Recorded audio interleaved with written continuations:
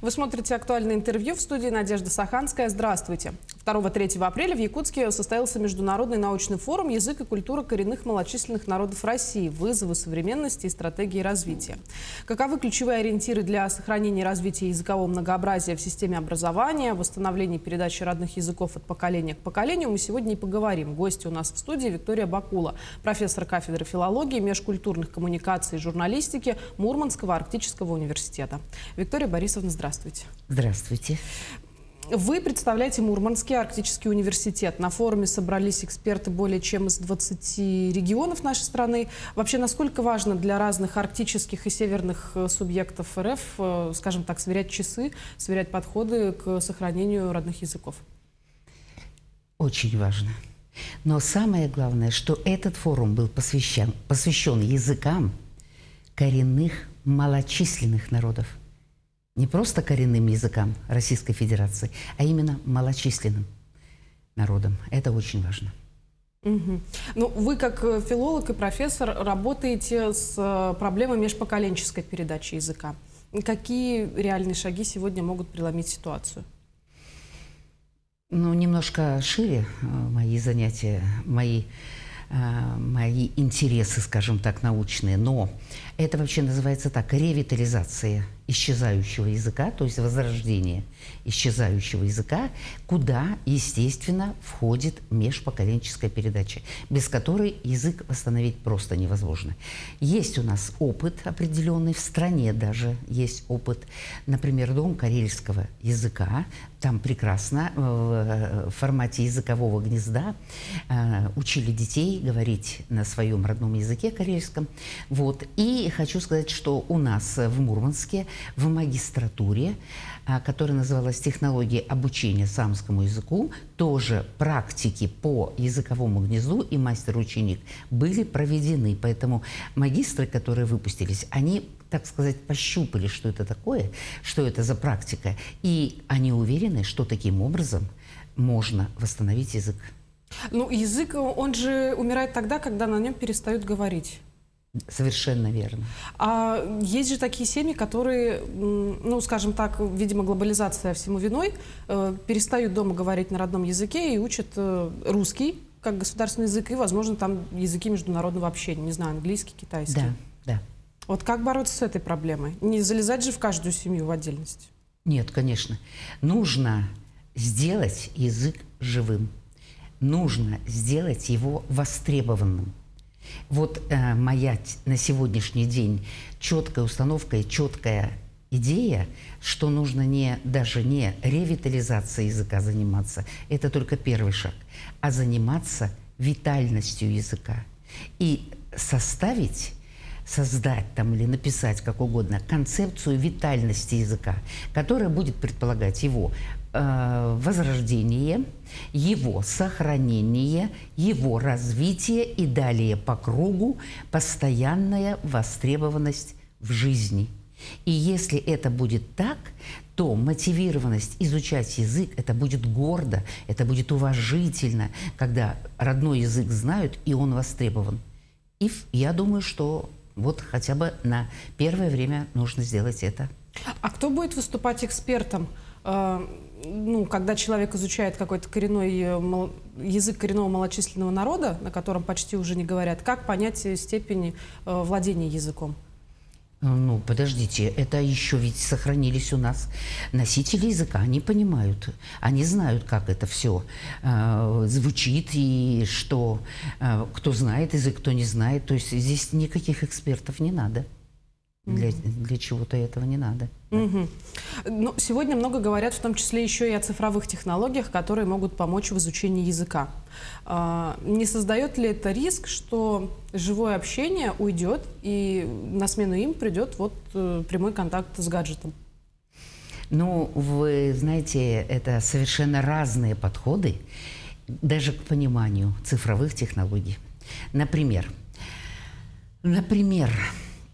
при катастрофическом уменьшении носителей языка вот такие вот умные колонки типа Алисы, только на родных языках, которые научат языку, сохранят его и помогут снова восстановиться, они нужны.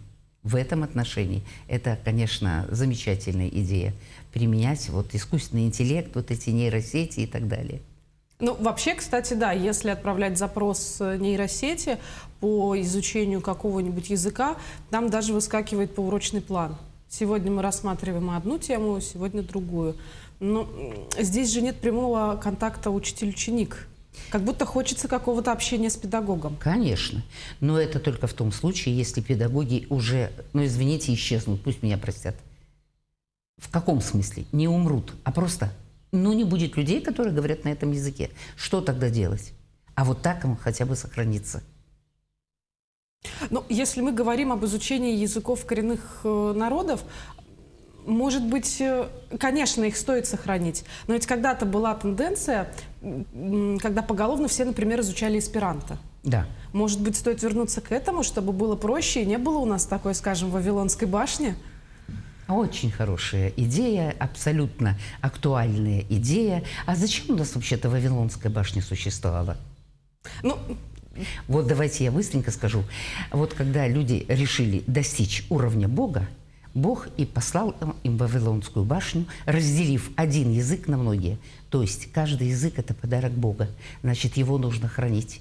И если мы этого не будем делать, будем создавать эсперанто, будем глобализованно заменять все языки на один, мы снова с вами вернемся к проблеме, когда Господь Бог посмотрит, усмехнется и скажет: «Нате вам еще одну Вавилонскую башню». Хорошо. Есть же языки, которые делятся там на восточноевропейскую, восточнославянскую группу, скажем, германо-романскую. Можно ли каким-то образом определить предрасположенность у человека, какой язык ему проще изучить, на чем он будет проще говорить? Это не ко мне, это, наверное, генетикам. Ага. Это не мой вопрос. Хорошо. Вернемся к программе «Форма». Там состоялся педагогический салон, где обсуждали работу учителя в условиях отсутствия языковой среды. И для многих коренных народов это, ну, что называется, повседневная реальность. Что может сделать здесь наука и система профессионального образования? Потом, после того, как родится такой пассионарий, как Феня Матвеевна, все решают люди, все начинается с них. Вот она родилась, она сохраняла, она помогала, а после этого пошла наука, которая начала изучать, поддерживать, транслировать ее знания и так далее. Человек, увлеченный, зажженный огнем любви к своему родному языку и к детям, вот он смог сделать все. Вот этот опыт надо транслировать. Нужны такие люди. Угу. Ну, какие сейчас практические рекомендации появились по итогам форума? Практические рекомендации еще сейчас вот работаем, собираем. Это очень важно. Но мы обнаружили, что практически у всех одинаковые или очень похожие проблемы. Очень болит сердце за то, что происходит с языком. И есть опыт, который нужно транслировать. И есть положительные стороны, есть отрицательные. В общем, там такой багаж. Я не знаю, как справятся те, кто будет вот это все перерабатывать. Но придется, да, что-то... Самый главный вывод. Языки надо сохранять. Иначе мы погибнем как человечество. Потому что человек, когда человеком стал? Когда стал владеть речью. Не просто речью, а языком своим, родным. А вот здесь я хочу добавить, есть же еще и гипотеза Сапира-Ворфа, что сколько языков знает человек, столько способов мышления он применяет. Да. Может быть, сохранить человечность получится таким именно образом? Конечно, конечно. Конечно, чем больше языком, тем лучше. И для ученых, чтобы они же занимаются выяснением, откуда мы все произошли, хотя вот в Библии же сказано откуда, да? Да. Но неважно, ученые проверяют. Вот. И куда мы дальше пойдем? Вот если мы должны масштабно мыслить, скажем, планетарно посмотреть, что было, что есть и что будет, вот тогда мы, наверное, и поймем, что языки – это обязательно сохранять. Ну, двигаясь вот от языкового многообразия к взаимодействию, да, между регионами, вы у нас побывали в республике, посмотрели, какая у нас языковая картина и как с этим дела обстоят. Что, на ваш взгляд, отличает Якутию, скажем, вот от Мурманска? Ну, начнем с того, что у вас ведь язык государственный, здесь государственная поддержка на таком уровне, а у нас язык не имеет статуса государственного. Понимаете? Это большая проблема. Это самое главное отличие. Поэтому у нас немного, даже не немного, а совсем по-другому все будет строиться. В языковой политике везде, но строить надо. Потому что мы не одни, потому что и в других регионах России есть подобные проблемы. То есть надо думать, надо вот собираться и не просто говорить, что у нас хорошо получается, не просто страдать, что у нас не получается, а садиться и разрабатывать конкретные меры, что нужно сделать. Вот сейчас такая задача – делать. И это счастье, что нам продлили десятилетие до 1936 года. Есть возможность что-то успеть. Срок, кстати, довольно небольшой. Ну, а в перспективе может ли быть такое, что языки коренных национальностей будут наравне с государственным, хотя бы вот в субъектах? Почему? Конечно, да. Но это даже не обязательно, чтобы на уровне государственных. Совершенно не обязательно. Я цепочку рассказала, какая она может быть. Да. И самое главное, это же и для науки очень важно, чтобы сохранился язык. То есть это вообще замечательно со всех сторон. И для социума, и для науки. И тут никаких вопросов нет. И можно, это можно сделать. Только нужно, чтобы все работали и подходили одинаково ответственно. Ну, в таком случае мы возвращаемся, наверное, к тому, что нам снова нужен пассионарий. Человек, который бы личным примером все вдохновил. Да. И в завершении нашей с вами беседы расскажите о ваших ожиданиях и о ваших впечатлениях о прошедшем форуме. Ожиданиях от форума? Да. Ожидания от форума, как всегда, моя надежда остается надеждой на то, что самский язык будет жить вот так, витально, то есть однозначно, без возврата к исчезновению. Он будет жить. Потому что язык этот очень уникальный. Вы знаете, в нем 30% слов ни с какими языками не связаны. Мы, знаете, можем помечтать и пофантазировать, сказать, а может быть, это остатки какой-то древней цивилизации. Нам доселе неизвестны. Понимаете? Вот это уникальный язык. Культура, конечно, культура любого народа уникальна.